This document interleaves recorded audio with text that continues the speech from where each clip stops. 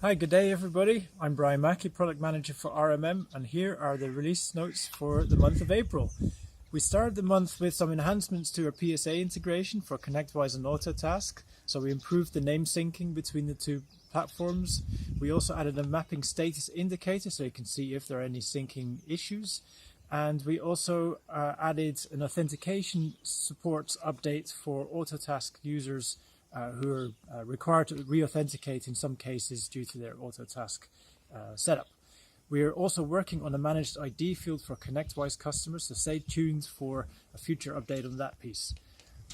Also in the month, we worked on a couple of agent releases. We're very excited that Mac Agent 342 went GA. This is the Mac agent that has support for the macOS security posture.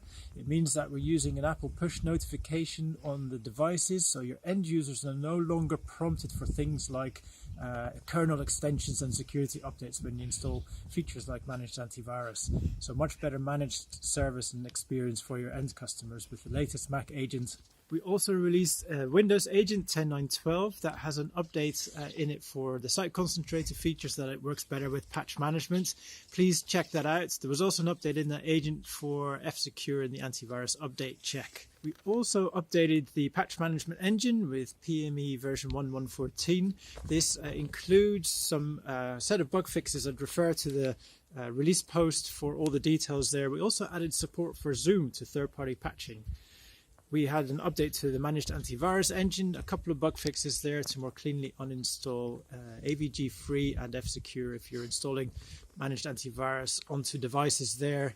And I'm very pleased to announce that we've just released an update so that you can now self-reset 2FA passcode. So if you have a colleague who has changed their phone or lost their phone and no longer has the authenticator app and doesn't have the recovery codes, instead of going through a customer support team, you can now reset 2FA yourself.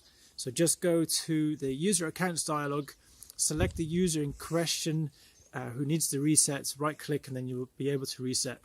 The condition here is that the user performing the reset needs to themselves log in with 2FA, they need to be a super user, and they need to have the new security permission enabled in their roles and permissions profile.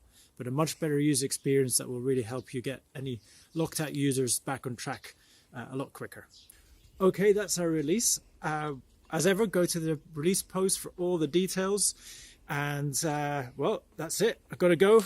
I've got to bounce and do my daily exercise while we're cooked up in the garden. Thanks. Bye.